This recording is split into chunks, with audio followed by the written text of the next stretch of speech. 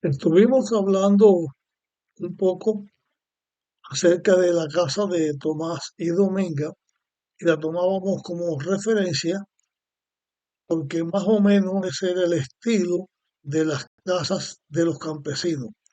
Estoy refiriendo a los campesinos que están dentro del campo, donde las casas están aisladas unos de otros y hay varias fincas con distintas características. Pero lo común era más o menos lo que hemos estado diciendo. Ahora, hablando otra vez de la casa de Dominga, yo no recuerdo que en esa casa hubiera algún jardín, pero era frecuente ver que muchos campesinos tenían al frente de sus casas jardines, jardines muy bonitos. Otros ponían algún tipo de plantas de flores, abundaban mucho las rosas, eh, otros que le decían manto, que eran colores muy bonitos y muy fácil de cultivar. Pero casi todos los campesinos y varias personas que eran campesinos, pero no por estar en fincas, sino que vivían en barrios. En algunos otros lugares le pueden decir aldeas, una especie de barrios. Que se cultivaba otro tipo de planta, eran las plantas medicinales. Creo que en casa de Dominga había plantas medicinales, algunas.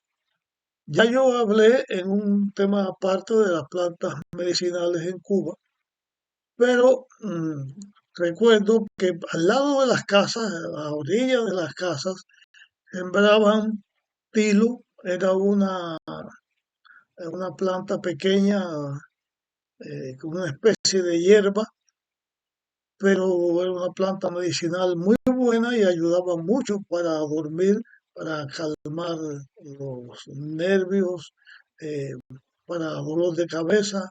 Había otros que decían hierbabuena, había una mata que era algo maravillosa, le decían flor de España, en otros lugares le decían menta americana, eso era para el estómago una bendición.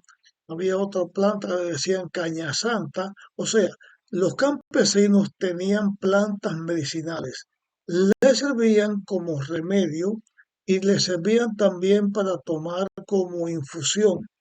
Hacían té, eh, le ponían azúcar o lo tomaban a sí mismo. Eso era característico en los campesinos de este tiempo. Estando nosotros en casa de Dominga, que allí no estuvimos mucho tiempo, pero sí estuvimos un tiempecito, recuerdo que papá llegó. Cuando papá llegó de Santa Clara y se unió a nosotros, ya éramos cuatro personas. Y era el tiempo en que se iba a recoger la cosecha del arroz y otras cosechas que había que poner y el bohío que tenía pues ellos lo usaban como almacén para estas cosas y ya el número de personas creció y tuvieron que buscar mis padres otro lugar donde vivir porque estaban asentándose, venían de Santa Clara para hacer vida otra vez en, en, en Burón o en Arroyo Hondo, como se llamaba el lugar. Dije hacer vida otra vez porque creo que esto lo tengo grabado en un tema, pero si no voy a hablar de esto, porque cuando mi madre se quedó huérfana de su papá, porque ya antes su mamá había muerto, y ella había conocido a mi padre y mi padre vino. Pues ella estaba sola, tenía un hermano en la en la ciudad de Pinar del Río, desde luego en la provincia de Pinar del Río, pero ella vivía sola en la casa que mi abuelo tenía en el campo. Y mi padre y mi madre, pues eran estaban solteros, ellos se casaron y vivieron juntos. Pero esa casa finalmente mi padre la vendió para mudarse otra vez a Santa Clara, donde vivía la familia de mi padre. Una mudada difícil y tonta, diría yo, porque mis padres tenían la casa grande, una finca propia donde se podía sembrar lo que quisieran, una casa amplia. Y en esa casa vivía, además de la familia de mi abuelo, vivían otras personas que trabajaban en ella como sirvientes. Y mi padre vendió todo eso para irse a Santa Clara, donde yo nací, a vivir junto con mi abuelo. Eran muchísimos de personas. Y también, en vez de tener una finca propia para trabajar, iba de jornalero a trabajar con otras personas o vendedor ambulante de lo que encontrara para vender. Y allí fue donde murieron mis dos hermanos y allí fue donde mi madre vino de arriba otra vez. El caso es que ellos vinieron y se volvieron a establecer. Para establecerse, como ya tenían que salir de la casa de Dominga, mm, hablaron con una persona que se llamó Mauricio Marrero, y Mauricio Barrero le prestó por un tiempito, 1 o 2 meses, no recuerdo bien ese tiempo, eh, una casa de tabaco que tenía. Entonces le prestó un aposento de la casa de tabaco para que estuviéramos hasta que mis padres consiguieran un lugar donde vivir. Eh, Recuerdo, y a pesar de que el tiempo que vivimos allí fue breve, que de esto ya hablé, eh, pues hicimos una mezcla, yo diría así. eh, Rhodes, mi hermana y yo, que éramos los que habíamos nacido hasta este momento y estábamos vivos, pues hicimos una mezcla con esa familia muy grande. En lo particular, Nieves Marrero, un hijo de Mauricio, eh, me tomó a mí como si yo fuera uno de un hijo suyo. Y yo iba al campo a ver cómo él araba y allí tuvimos una vida bastante agradable en cierto sentido. Esa gente nos ayudó mucho. Eh, yo conté ya de que tenía un patio de gallina muy grande y de un gallo que no se podía tocar una gallina, y yo tenía 2 años y un poco, no había cumplido 3 años todavía, y fui a agarrar una gallina y el gallo ese me dio un espolonazo. Por aquí lo tengo por la ceja, me dio el espolonazo, pero ya de eso creo que conté en un lugar aparte. Pero hay algo que me sucedió en la casa de tabaco donde estábamos. Como que estábamos allí de paso, no teníamos muebles, no teníamos nada. Yo no recuerdo dónde yo dormía, ni donde dormían mis padres. Yo no recuerdo que hubiera una cama, pero quizás había una cama para mis padres. No, no me acuerdo de ese detalle, pero lo que sí me acuerdo era, y allí cocinábamos, allí vivíamos, llevábamos nuestra vida, y por el día pues nos íbamos para la casa de Marrero, pues, a estar. Este Marrero y su esposa tenían una hija que era mm, retrasada mental, pero ella nos tomó mucho cariño y nos cuidaba mucho a Rode y a mí. Pues bien, volviendo a la casa de tabaco, el agua que nosotros teníamos para tomar se almacenaba en botellas o en litros de cristal, pero también el gas, o sea, el querosene, el lubricante, distintas formas de decirle a esto, que se usaba para hacer el fuego, para cocinar, también estaba en botellas de, de agua, en botellas igual que las de agua. Y una noche, antes de acostarnos, estábamos allí, ya era de noche, pero temprano, eh, a mí me dio sed y mis padres estaban hablando o en algo estaban ellos y, y yo siento que tenía sed y agarré la botella, una botella de aquella, y le pregunté a mi padre o a los dos que estaban hablando, le pregunté, ¿esta es la botella del agua que tengo sed? Y mi padre, sin saber lo que estaba diciendo, sin mirar, dijo, sí, esa misma es. Y yo agarré la botella de agua y empecé a tomar. Como tenía bastante sed, tomé bastante, pero de pronto siento una cosa en la boca, en la garganta, que aquello no era agua. Y como aquello no era agua y empecé a toser, voy donde mis padres están y dice, esta es la botella, pero eso no tiene agua. Y ya la había tomado. Mi madre se asustó. Ahí ahora qué vamos a hacer. Habría que ir a San Juan de Martínez, una ciudad que es la que quedaba cerca, estaba como a 5 kilómetros o 6 kilómetros de allí donde vivíamos, eh, pero mi padre dijo, no, eso no es nada, y lo dejó como una cosa así, dijo, eso no es nada.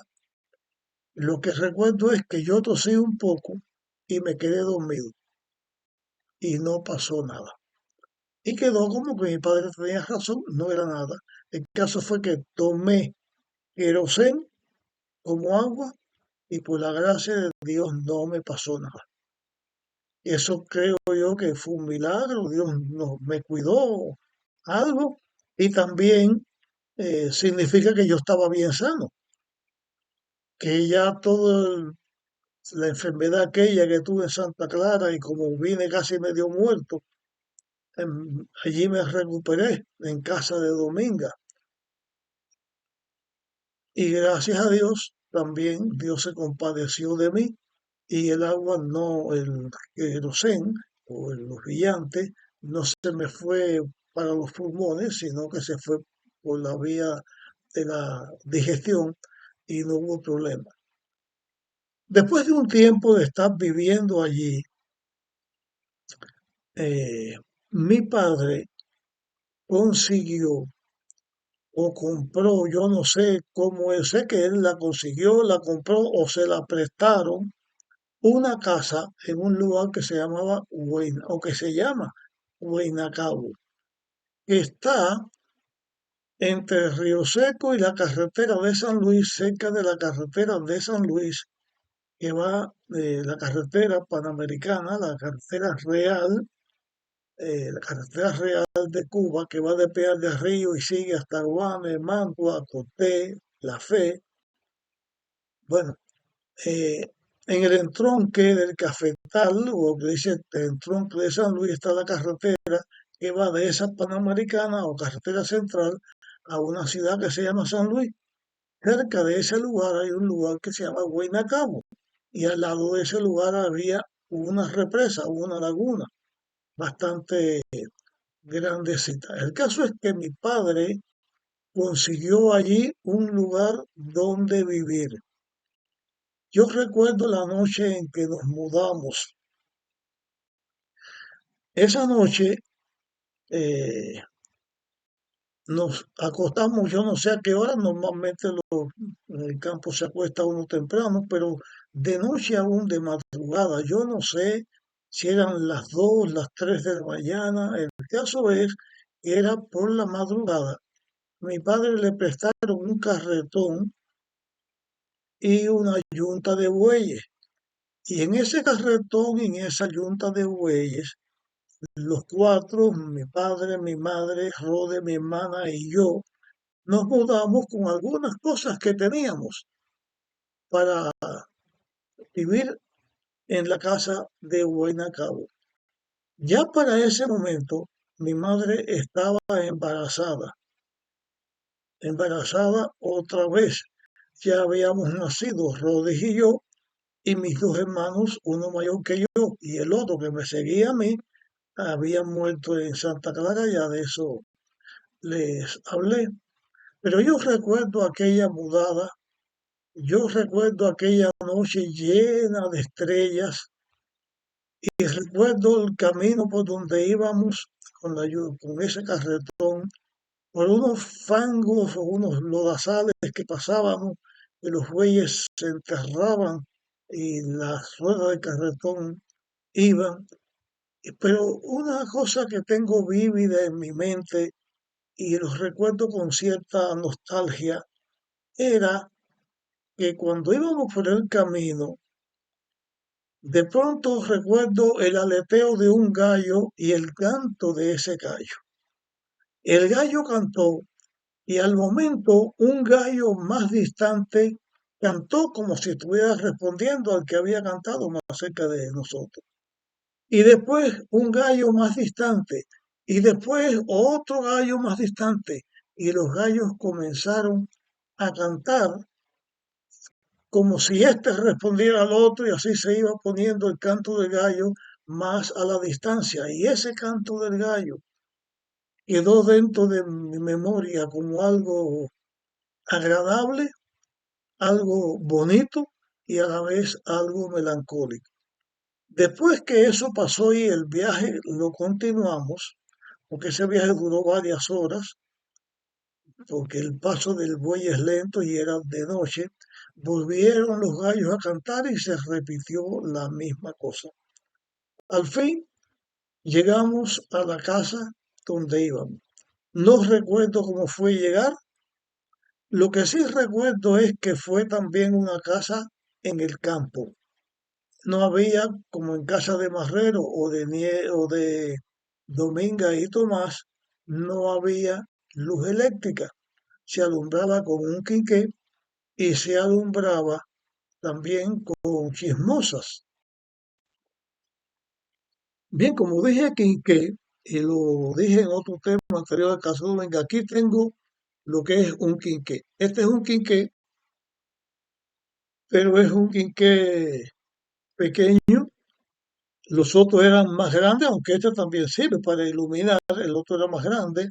Y pueden ver la vasija donde se ponía se podía encender con aceite o con querosén. Nosotros decíamos gas, con gases que usábamos.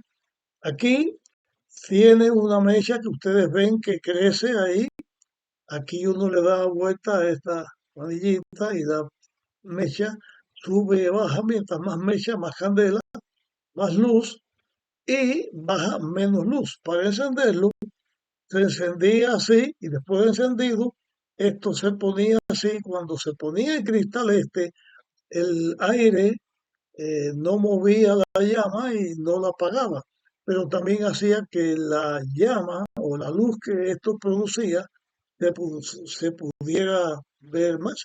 Así que este es un quinqué como los que nosotros teníamos para alumbrarnos.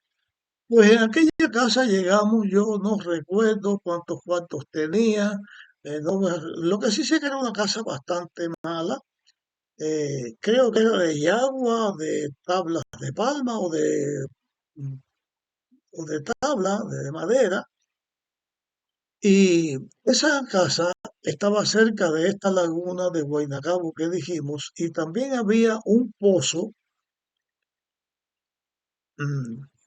un pozo de agua que tenía un tipo de turbina que se usaba con petróleo y que hacía un sonido muy fuerte, muy alto, eh, y sacaba el agua del pozo y esa agua servía para regadío y para que la gente tomara. Bueno, y soltaba, por un tubo que tenía, soltaba un chorro de agua como de 2 o 3 pulgadas o 4 pulgadas de ancho, tiraba, y esa agua pues allí se almacenaba y allí estaba. Era algo que uno se acostumbraba al sonido y después a uno le gustaba. Y ahí iba yo con unos muchachitos de barrio que venía, allí íbamos a jugar cerca de este pozo de agua, pero no nos acercábamos mucho a la represa porque es un lugar que tenía su peligro. Después de algún tiempo allí, que no recuerdo más o menos cuánto fue, llegó el momento en que mi madre fue a tener a, a Dixon, a mi hermano, que llegó el momento en que él naciera allí, y había una señora que vivía en San Luis, que estaba cerca de este lugar. Por aquellos lugares vivía esta señora que le decía Martina. Esta Martina fue la partera que asistió a mi madre cuando Dixon, mi hermano, nació. Por cierto, el día que mi hermano nació fue un día de lluvia. Había tempestad y estaba lloviendo bastante. Fue un 19 de, o el 19 de febrero del año 1945, porque Dixon nació cuando yo tenía 3 años. Y esa fue la fecha en que Dixon nació. Esta Martina tenía algo peculiar. Era una mujer alta, delgada, eh, mulata o mestiza, y en sus bocas tenía solamente un diente. Lo tenía en la mandíbula de arriba y ese diente bajaba, se ponía sobre el labio y se veía más o menos por aquí. Así que cuando esa mujer estaba así, con la boca cerrada, se veía el diente por la parte de afuera de sus labios. Me acuerdo de la característica de esta señora Martina. Ese día, con un amiguito del barrio allí, yo recuerdo que en la hierba que se hacían charquitos de agua, nosotros brincábamos, chapoleteábamos ahí en esa agua, hasta que al fin, yo preocupado que mi madre estaba teniendo un hijo, pues me acerqué y sentí que el niño lloró. Pues entonces allí fui a ver por primera vez en mi vida a mi hermano Dixon. Así fue este lugar donde nosotros llegamos a vivir. Las características del lugar también eran de campesinos, campesinos que tenían tierras donde se sembraban distintos frutos y donde se sembraba bastante el tabaco. Voy a hablarles eh, sobre este otro asunto. Un tiempito después de estar ahí, ya siendo 5 personas en la familia, recuerdo que mi padre volvió a hacer una mudada en carretón, pero más larga que la otra, porque esta mudada primero serían 2 o 3 kilómetros, 4, no estoy seguro, de Casa de Marrero allí, unos 4 kilómetros serían, pero esta fue desde Guaynacabo, por otra parte, a Río Seco, a la entrada de la Tierra Gorda, donde había un camino que iba hacia la Tierra Gorda, el otro que iba hasta el poblado de Río Seco, y todo esto estaba lleno de casas también, ¿no? Larga, y otra parte del camino que iba hacia un lugar que le decían Mazorra, y un trillito, un caminito chiquito, que también iba hacia, hacia Río Seco. Allí compró mi padre, creo que le costó 5 pesos, pero dinero a aquel tiempo tenía valor, una casa vieja, eh, inclinada, cayéndose, Tenía, tendría algo de madera de tabla, pero era más bien de yagua y piso de tierra. Allí nosotros hicimos otra mudada más larga que la primera, repito, y volví otra vez a escuchar los cantos de los gallos, porque esas mudadas mi padre las hacía de noche. Él conseguía a alguien que le prestaba los bueyes y el carretón y hacía esa mudada. Parece no quería que lo vieran 5 personas en un carretón sin propiedades ninguna, llegar a un lugar para vivir. Ese camino, a esta parte del camino le decían el callejón del perro y allí fue la casa donde fuimos a vivir a Río Seco, también lugar del campo. En el próximo video voy a seguir hablando de esto y ahora les voy a describir los campos que estaban alrededor. Así que nos vemos en el próximo video.